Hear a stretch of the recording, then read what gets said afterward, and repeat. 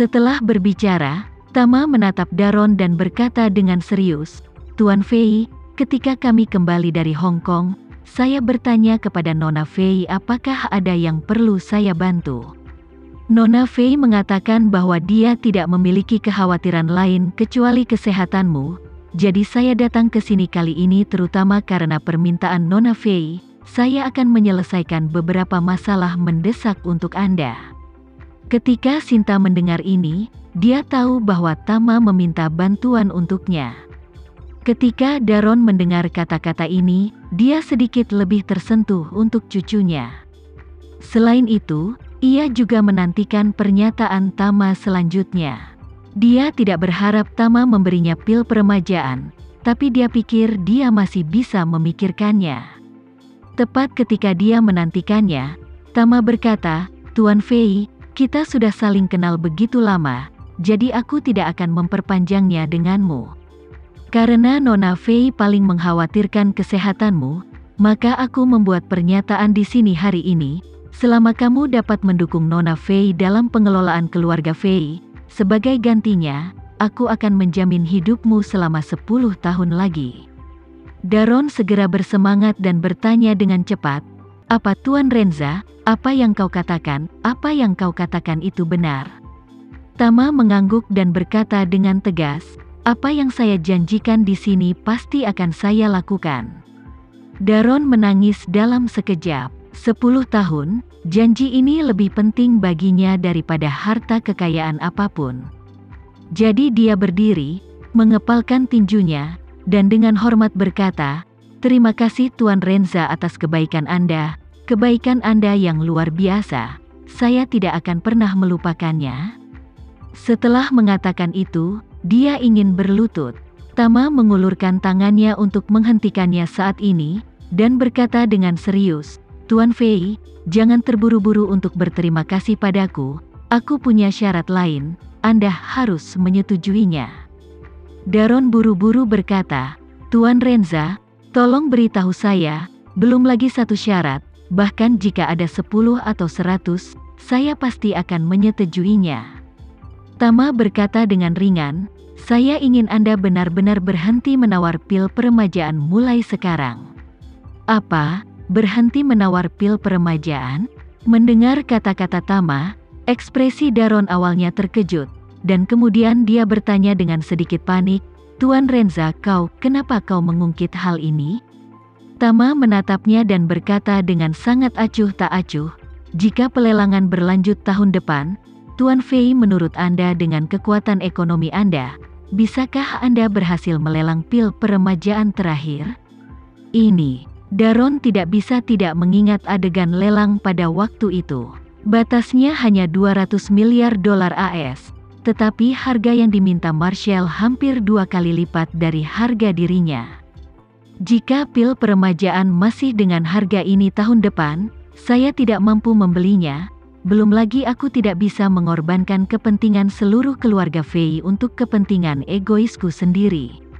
Masalah ini telah memberi saya pengalaman yang sangat menyakitkan terakhir kali.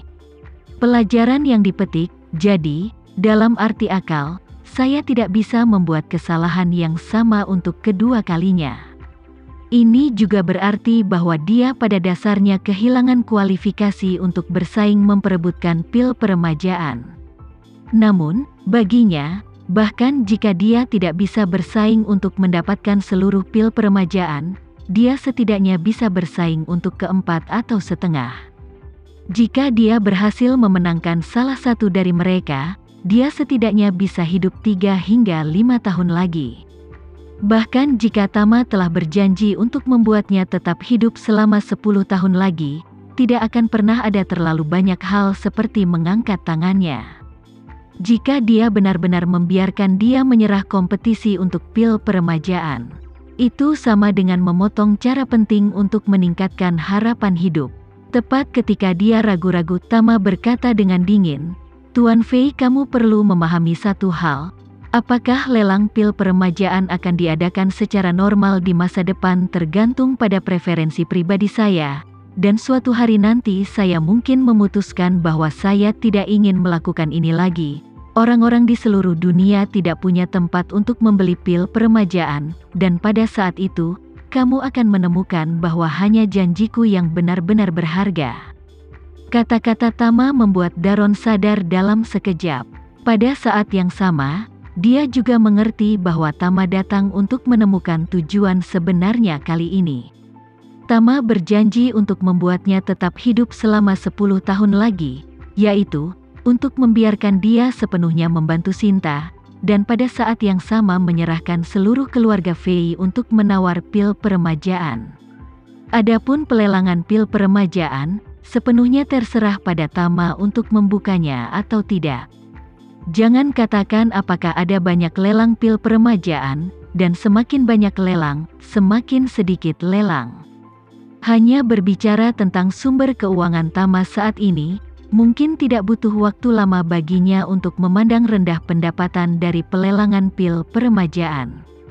Apakah itu dijual atau tidak dijual, dia tidak memiliki kendali atas itu. Jika Tama benar-benar memotong jalan ini, bukankah dia tidak punya kesempatan? Memikirkannya, kondisi Tama untuk membuatnya tetap hidup selama 10 tahun lagi memang merupakan pilihan terbaik. Selama dia bekerja sama dengan baik, masalah ini akan benar-benar aman dan tidak akan ada variabel. Memikirkan hal ini, Daron menekuk lututnya, berlutut di tanah, dan berkata dengan penuh syukur, "Tuan Renza sangat baik, saya tidak akan pernah melupakannya." Tama sedikit mengangguk dan mengeluarkan setengah pil, yang sudah disiapkan sebelumnya dari sakunya. Mengambil pil penghemat darah yang menyebar, dia berkata, "Tuan Fei, aku melihat betapa lemahnya tubuhmu. Kamu harus minum setengah pil penghematan jantung penyebar darah ini dulu. Setelah Anda mengambilnya, Anda akan hidup selama 2 atau 3 tahun ke depan." Ini sangat mudah.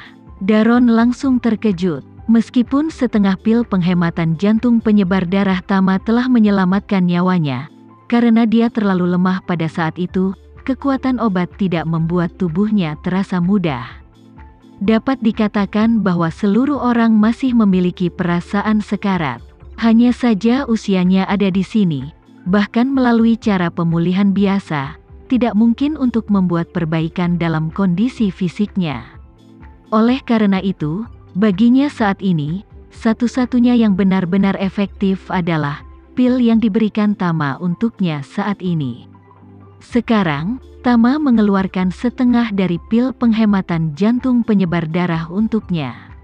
Bagi Daron, itu seperti karunia Tuhan yang sangat berharga. Di bawah ekstasi, Daron segera memegang tangannya di atas kepalanya sambil gemetar, dan berkata dengan hormat, "Saya akan berterima kasih kepada Tuan Renza untuk obatnya." Tama meletakkan pil obat di telapak tangannya, dan berkata dengan ringan, "Tuan Fei, kamu tidak harus begitu sopan, bangun dan minum obatnya dulu." Daron tidak berani bangun, tetapi berlutut di tanah dan mengambil obat itu dan dengan hati-hati memasukkannya ke dalam mulutnya. Setengah dari pil obat meleleh di mulut, dan berubah menjadi arus hangat yang langsung masuk ke perut bagian bawahnya, dan kemudian mengalir melalui meridiannya ke seluruh tubuh. Hanya sesaat Daron merasa kondisi fisiknya jauh lebih baik. Dia tidak nyaman untuk bertindak sebelumnya, tetapi sekarang, dia segera merasa bahwa tubuhnya jauh lebih santai.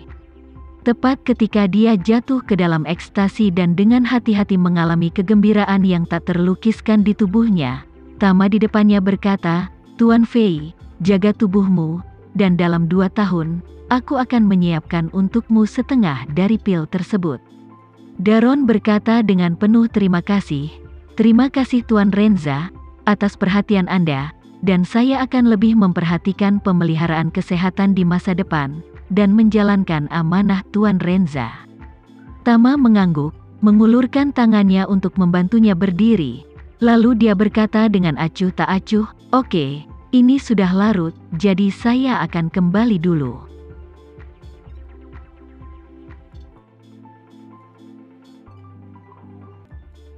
Sekian dulu ya video kali ini, kita lanjutkan lagi videonya di lain waktu. Oh iya, bagaimana menurut kalian? Semoga bisa sedikit menghibur kalian semua. Untuk teman-teman yang baru nonton, jangan lupa subscribe ya, hehehe. Dan kalau teman-teman ada yang ingin gabung langganan, bisa langsung gabung saja untuk dapat fitur yang menarik dan sedikit membantu Mimin.